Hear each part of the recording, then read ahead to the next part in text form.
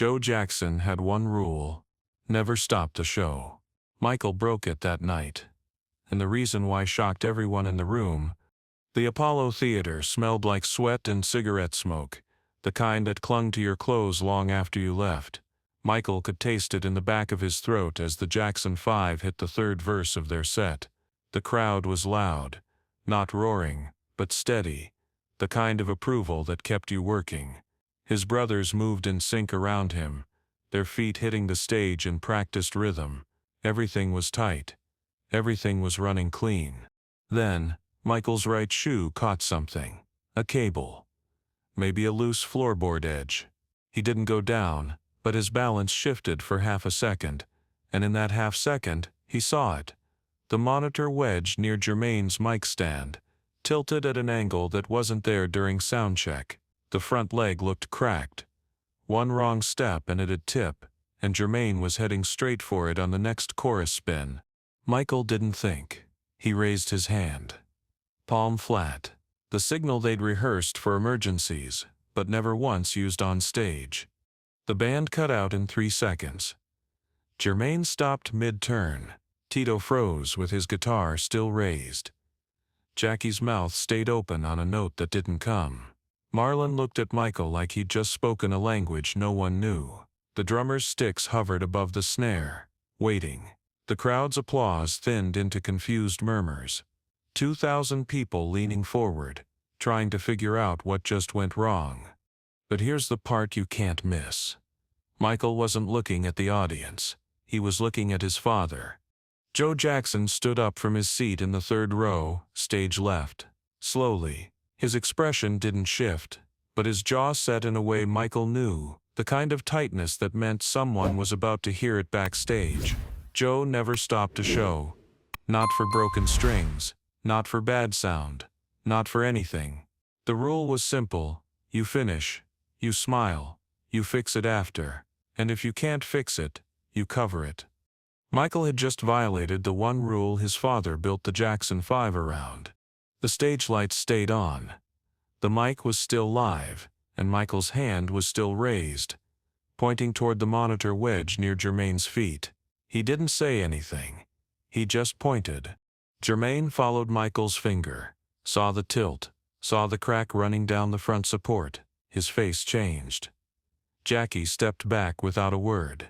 Tito set his guitar down carefully, like the whole stage might collapse if he moved too fast.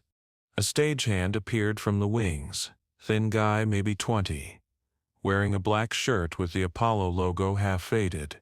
He crouched next to the monitor, tested the weight, and his eyes went wide. He looked up at Michael, then toward the wings, then back at the monitor. He lifted it with both hands and carried it off stage, like it might explode. The crack was visible now under the lights, a split that ran the entire length of the bass. The kind of break that would have sent the whole unit sideways the second anyone put weight on it. The crowd didn't understand yet, but they stayed quiet. Something about the way Michael stood there, 10 years old, palms still raised, not moving, made them wait. And then Joe Jackson did something nobody expected. He sat back down. Not fast, not with approval. But he sat, and that silence, that tiny surrender, was louder than anything the band had played all night. It wasn't applause. It wasn't permission. It was acknowledgement, the kind you don't forget. The stagehand came back with a replacement monitor, set it down where the old one had been, gave Michael a quick nod, and disappeared again. The whole swap took 40 seconds. 40 seconds of dead air in one of the most legendary venues in music history. 40 seconds where a 10-year-old held the room without saying a word. Michael lowered his hand, turned back to the audience, smiled. The kind of smile that said, "We're good now." And then he nodded to the drummer. The band kicked back in. Same song, same verse, like nothing had happened. But something had. The question wasn't whether Michael made the right call, it was why he made it at all. 10-year-olds don't stop shows.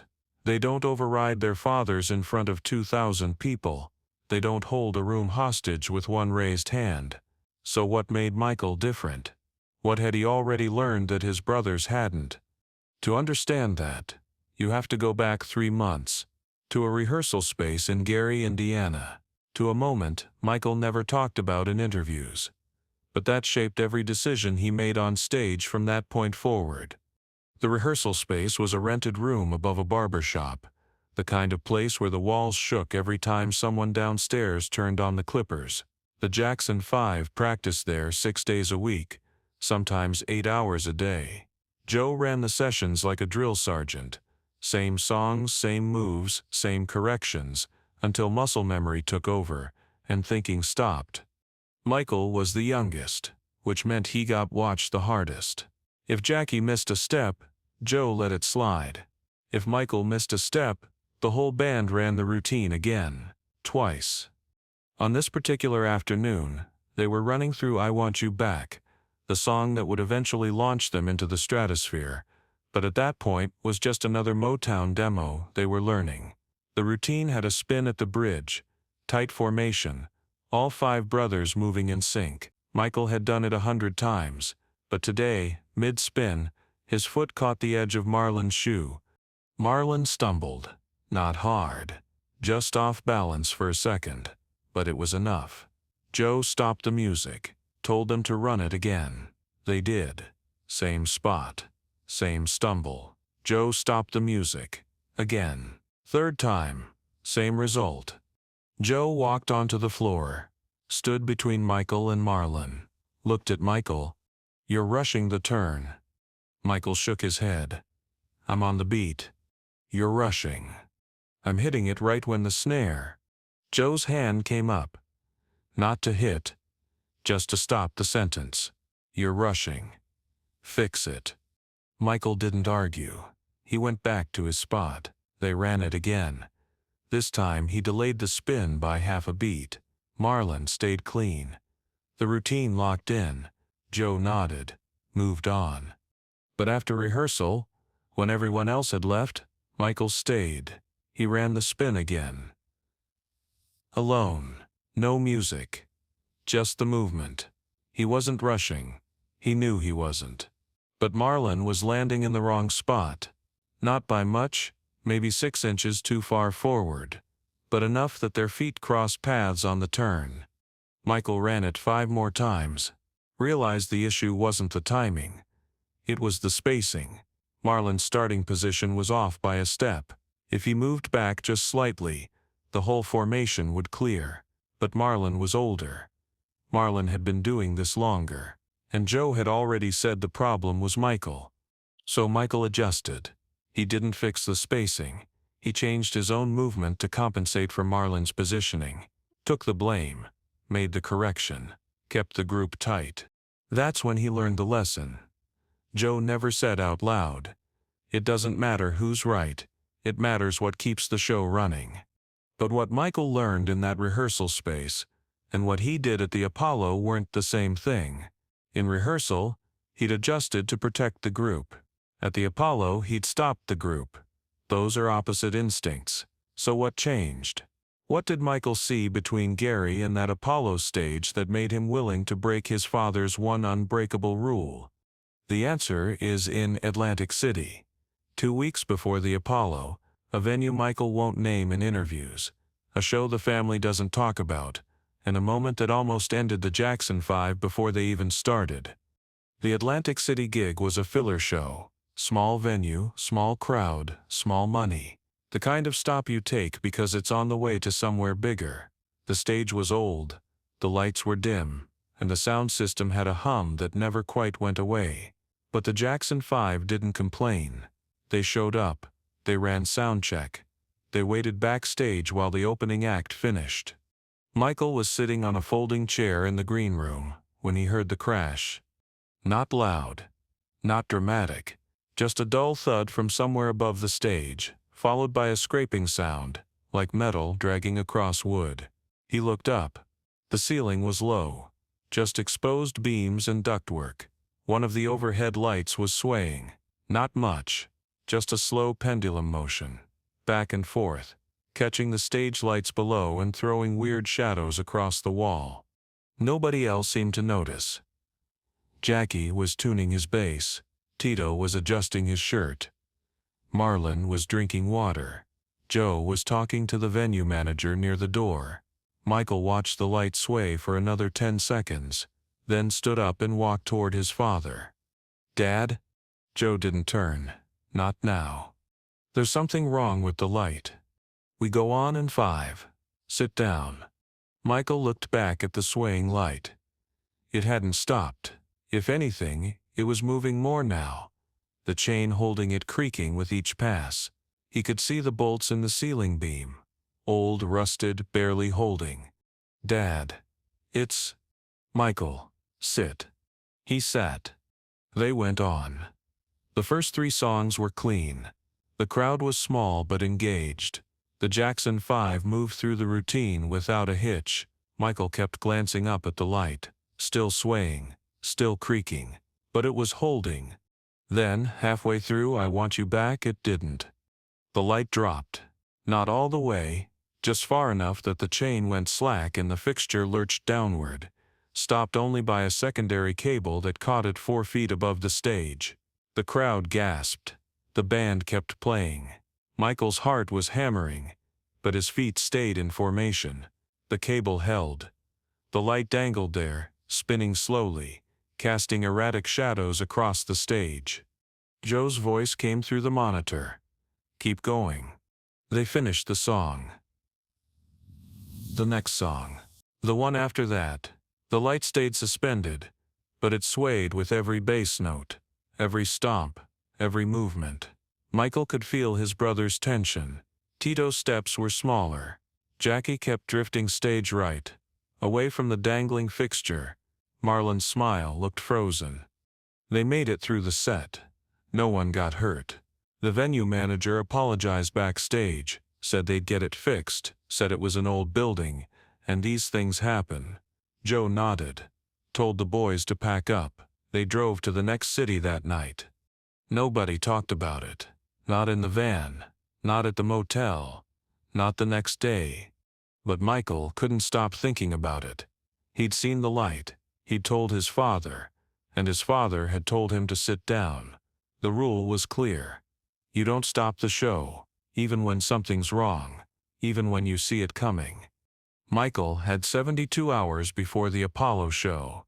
72 hours to decide if he'd follow that rule again, or if he'd do something no one in his family had ever done. So when Michael raised his hand at the Apollo and stopped the show, he wasn't reacting. He was deciding that some things are worth breaking the rule for. Deciding that protecting his brother mattered more than finishing the song. Deciding that his father's approval wasn't the only thing that mattered. But what did that decision cost him? Backstage at the Apollo, after the show, Joe didn't yell. That's what made it worse. He just stood there looking at Michael, arms crossed. The rest of the brothers were packing up gear, moving fast, trying to stay invisible. "You stopped the show." Michael nodded. The monitor was cracked. "I don't care if the monitor was on fire. You don't stop the show." Jermaine was going to step on it. Then Jermaine steps on it. And if it breaks, we keep playing. That's the rule. Michael didn't look away. "That's not my rule." The room went still. Jackie stopped coiling cables. Tito's hands froze on his guitar case. Marlon looked at the floor. Jermaine stood near the door, halfway between staying and leaving. Joe's jaw tightened. "You think you run this group now?" "No." "You think you know better than me?" "I think I saw something you didn't." "I saw it. I saw you stop the show. In front of 2,000 people. You made us look. I made us look like we cared if Jermaine got hurt." Joe didn't answer right away. He just stood there, staring at his youngest son, the one who was supposed to listen, the one who was supposed to follow, the one who'd just drawn a line Joe didn't know was coming. 48 hours until the next show. 48 hours for Joe to decide if he'd bench Michael or let it go. 48 hours for Michael to wonder if he'd just destroyed everything his family had built. But the next morning, something strange happened. Joe didn't bring it up. He ran rehearsal like normal, called the moves. timed the spins, corrected the harmonies. When they got to the part of the routine where Michael had stopped the Apollo show, Joe didn't say a word, he just watched. And when Michael hit the move clean, Joe nodded. Once, that was it. No lecture, no punishment, no reminder of the rule, just a nod. Michael didn't understand it at the time, but years later, after Motown, after the solo career, after everything, he'd realize what that nod meant. It wasn't approval, it wasn't forgiveness, it was recognition. Joe had built the Jackson 5 on discipline and rules, and the idea that the show always comes first. But Michael had just shown him something different. He'd shown him that sometimes, the people in the show come first. And Joe, hard, uncompromising, impossible to please Joe, had seen it. 24 hours until the next venue. 24 hours until Michael would have to decide if the Apollo moment was a one-time break or a permanent shift. 24 hours until the rest of the Jackson 5 would find out if their little brother had just changed the rules for all of them. The next show was in Philadelphia. Smaller venue. Quieter crowd. The Jackson 5 ran through their set without incident. No broken monitors. No dangling lights. No moment that required Michael to make a call. But something was different. His brothers were watching him now. Not constantly. Not obviously. But in the little moments, between songs, during transitions, when the lights were low and the crowd couldn't see, they'd glance his way, checking, waiting, seeing if he'd do it again. And Michael realized they wanted him to, not because they didn't trust Joe, but because they'd spent years following a rule that scared them. The rule that said you keep going no matter what. The rule that said the show matters more than anything else. The rule that put them on stage in Atlantic City, under a light that should have been fixed weeks ago. Michael had broken that rule. And none of them had gotten in trouble. None of them had gotten hurt. The show had finished. The crowd had cheered. And the Jackson 5 had walked off stage, knowing that if something went wrong again, Michael would stop it. That's what changed. Not the rule. The belief in the rule. 12 hours until the next show. 12 hours until Michael would realize the Apollo moment wasn't about stopping the show. It was about starting something new. The moment that defined Michael Jackson's leadership didn't happen when he raised his hand at the Apollo. It happened when he chose to raise it again. And again, and again. Every time he saw something wrong. Every time the instinct to protect overrode the instinct to perform. Every time he put his brothers before the applause. That's what Joe saw. That's what the nod meant. Not that Michael was right, but that Michael was willing to be wrong, if it meant keeping the people around him safe. 6 hours until the moment that would prove Michael's decision wasn't a fluke. 6 hours until the Jackson 5 would face their biggest test yet. 6 hours until Michael would have to choose between his father's rule and his own instinct one more time. The venue was Detroit. The crowd was huge. The Jackson 5 were opening for a Motown package tour. Bigger stage, bigger lights, bigger stakes. This was the show that mattered. The one that scouts attended. The one that could change everything. Halfway through the second song, Michael heard it. A pop, not loud. Just a sharp crack from somewhere near the drum kit. He turned his head slightly. Scanned the stage. Nothing looked wrong. The monitors were solid. The cables were clear. The lights were stable. But something had made that sound. He kept singing. Kept moving. But his eyes stayed alert. Checking. Looking. Scanning. 30 seconds later, he saw it. A hairline fracture in the drum riser. Right where the kick drum sat. Small. Barely visible. But growing. Every time the drummer hit the bass, the crack widened. Just a fraction. Just enough. Michael's hand started to rise. Then stopped. This wasn't the Apollo. This wasn't a small crowd that would wait while he figured things out. This was Detroit. This was Motown. This was the show that could launch them into history, or bury them in obscurity. He looked toward the wings. Joe was standing there, arms crossed, watching. Their eyes met. Joe's expression didn't change. He didn't nod. He didn't shake his head. He just stood there, watching, waiting to see what Michael would do. Michael's hand went up, palm flat. The band stopped. The crowd gasped. The scouts leaned forward. The venue manager stepped toward the stage, and Joe Jackson, for the second time in his life, didn't move. He just stood there, watching his 10-year-old son make a call that could ruin everything. The stagehand appeared, saw the crack. Eyes went wide. He didn't argue. He didn't hesitate. He just dropped to his knees and started reinforcing the riser with a metal brace he pulled from the wings. Took 90 seconds. 90 seconds of silence in front of the biggest audience the Jackson 5 had ever played for. When the stagehand finished, he looked up at Michael and gave a thumbs up. Michael lowered his hand, turned to the audience, smiled. "Sorry about that. We just wanted to make sure everything was safe. Let's go." The crowd erupted. Not polite applause, not confused murmurs. Real applause, the kind that says, "We see what you just did, and we respect it." The Jackson 5 finished the set. Killed it. The scouts didn't leave early. The venue didn't complain, and when Michael walked off stage, Joe was still standing in the same spot, arms still crossed, expression still unreadable. But when Michael walked past him, Joe's hand came out, rested on Michael's shoulder for half a second. Didn't squeeze, didn't pat, just rested there. And then Joe turned and walked toward the dressing room. That was the moment. Not the Apollo. Not the raised hand. Not the stop show. The moment Joe Jackson realized his youngest son wasn't just following orders anymore, he was making them.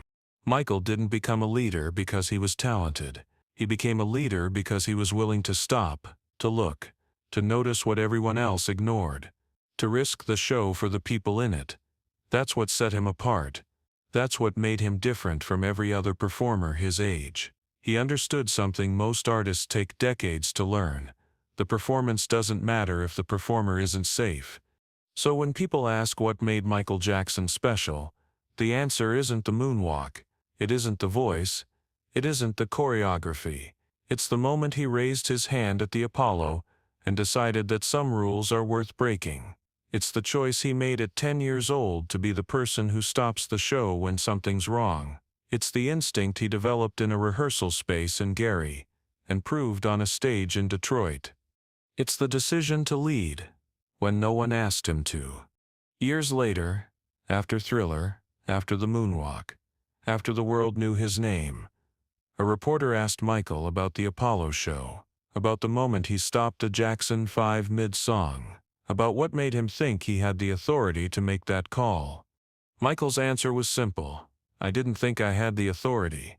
I just thought I had the responsibility." That's the difference. Authority is given. Responsibility is taken.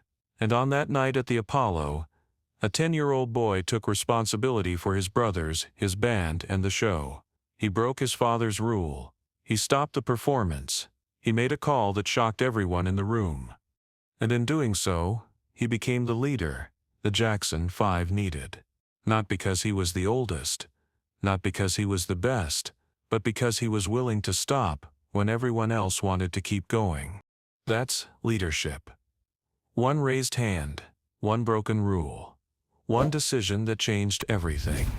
What's the moment you stopped following the rules and started following your instinct? Think about it. And if this story hit you differently than you expected, you're not alone.